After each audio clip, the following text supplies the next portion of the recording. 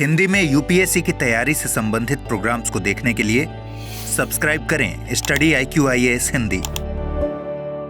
नमस्कार दोस्तों, आज हम लोग बातचीत करने वाले हैं एक बेहद महत्वपूर्ण टॉपिक पर।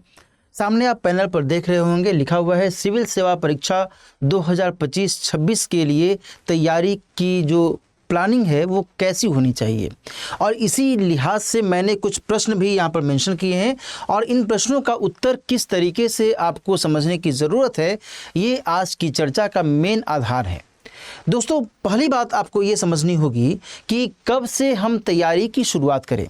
यदि आपका टारगेट 2025 या फिर 2026 है तो क्या एट प्रेजेंट आपको इसके लिए विचार करने की ज़रूरत है या फिर इसके लिए अभी आप और समय लेना चाहेंगे।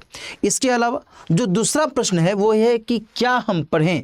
इसके अलावा हमें ये समझने की ज़रूरत होगी कि आखिर जो इस सिलेबस का पूरा एजेंडा है वो कैसे कंप्लीट होगा, यानी कि कितने दिनों में हम इस पूरे सिलेबस को कवर कर लेंगे और साथ ही मार्गदर्शन के लिए हमें क्या कुछ करने की ज़रूरत है, किससे हमें मार्गदर्शन मिल सकता है जिससे हम प्रॉपर वे में तैयारी को आगे बढ़ा सकें।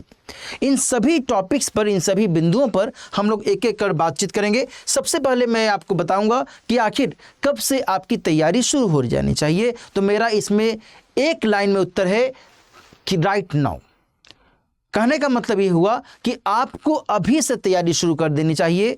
इसमें अब देरी करने की ज़रूरत नहीं है, क्योंकि बहुत कम समय अभी बचा हुआ है। इसके लिए मुश्किल से मानकर चलिए कि लगभग 15 महीने का 16 महीने का समय बचा हुआ है और इन बिटवीन आपका जो सिलेबस है वो बहुत ही लंबा सिलेबस है। इसमें मेंस और मुख्य परीक्षा के साथ साथ जो पीटी एग्जामिनेशन से संबंधित पाठ्यक्रम है यह भी समाहित है।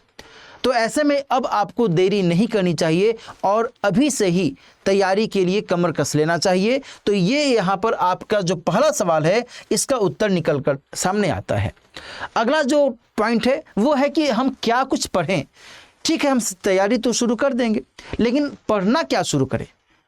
हमें बहुत उधेड़ बूंद की स्थिति देखनी पड़ रही है, झेलनी पड़ रही है कि आखिर इतिहास पढ़ें या भूगोल, करंट अफेयर्स पढ़ें या ऑप्शनल, है ना, एथिक्स पढ़ें या ऐसे, क्या पढ़ें क्या ना पढ़ें। ये एक कन्फ्यूजन वाली स्थिति आपको समझने में आती होगी। इसी कंटेक्स्ट में यहाँ पर जो उत्तर है समझिएगा कि परंपरागत विषय और समसामयिक विषय, इन दोनों सेक्शंस पर अभी आप फोकस कीजिए। परंपरागत विषय का मतलब जैसे कि इतिहास, भूगोल, राज्य व्यवस्था जैसे जो विषय हैं जो कि सामान्य तौर पर आप रुचि के साथ पढ़ सकते हैं और इनका उपयोग न केवल प्रारंभिक परीक्षा बल्कि मुख्य परीक्षा के स्तर पर भी होता है।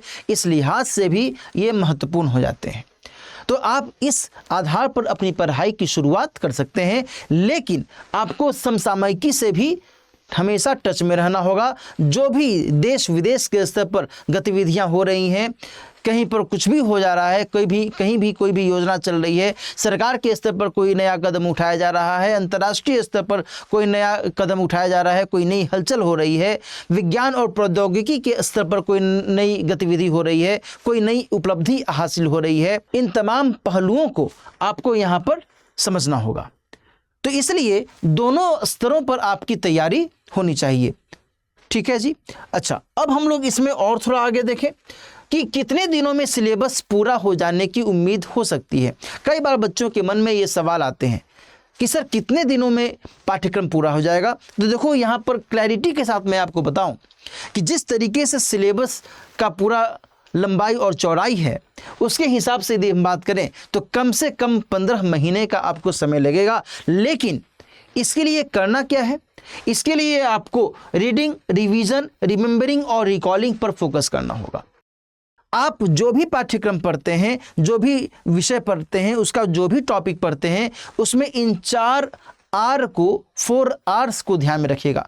पढ़ना है, रिवाइज करना है, रिमेंबर करना है, याद रखना है और साथ ही उसको रिकॉल करने की भी कैपेसिटी डेवलप करनी है। आपने जो पढ़ा उसको याद भी तो रखना है ना, सस्टेन करना है।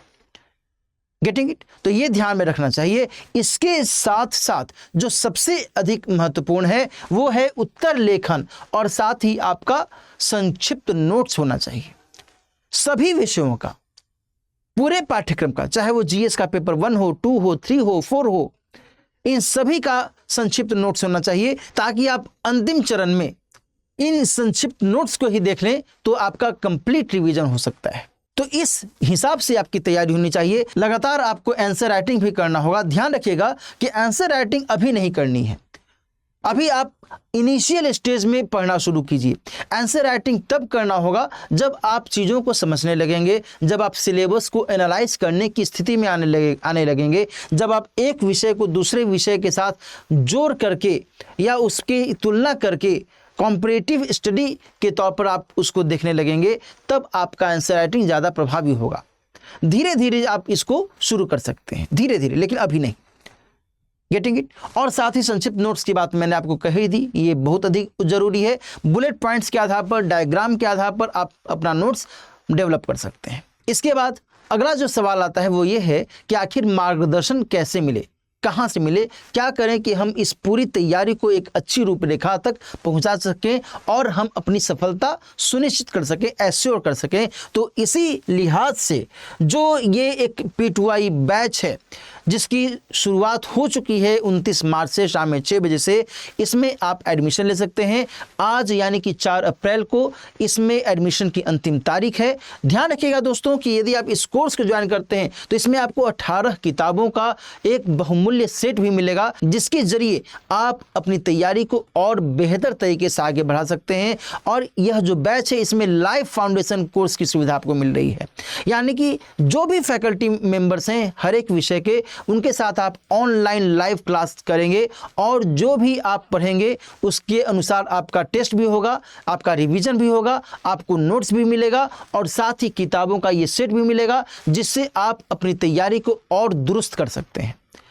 तो ये तमाम जो गतिविधियां हैं इन सभी को इसके अंतर्गत समाहित किया गया है। मात्र 29,999 रुपये में इस कोर्स को आप अभी ज्वाइन कर सकते हैं। इसके लिए आपको दिलीप लाइव कोड का इस्तेमाल करना है और देन फिर आप इस कोर्स को ज्वाइन कर लेंगे। तो ये कोर्स आपके लिए बेहद उपयोगी हो सकता है। इसके अलावा जो अन्य महत्वपूर्ण बातें थी कि आखिर 2025-26 के लिए किस तरीके से हम अपनी तैयारी को शुरू करें, क्या हमें शुरुआत करनी चाहिए, किस तरीके से हमें किताबें पढ़नी चाहिए, क्या कुछ करने की ज़रूरत है, ये तमाम बातें मैंने आपको इस वीडियो के जरिए बता दी है। यदि आपका कोई सवाल है तो फिर आप मुझे कमेंट सेक्शन में भी इंडिकेट कर सकते हैं।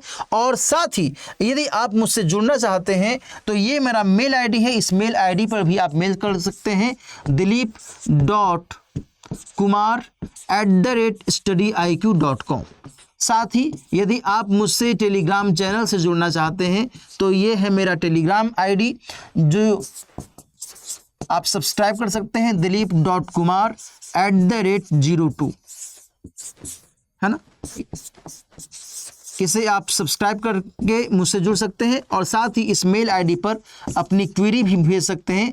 इसके अलावा आप चाहे तो इस वीडियो के नीचे कमेंट करके भी आप अपनी क्वेरी भेज सकते हैं। आपकी क्वेरी का जवाब फिर से हम लोग किसी न किसी वीडियो के जरिए देंगे, है ना। मिलते हैं फिर किसी और वीडियो में। अपना ख्याल रखिए। All the best. हिंदी में यूपीएससी की तैयारी से संबंधित प्रोग्राम्स को देखने के लिए सब्सक्राइब करें स्टडी IQ IAS हिंदी।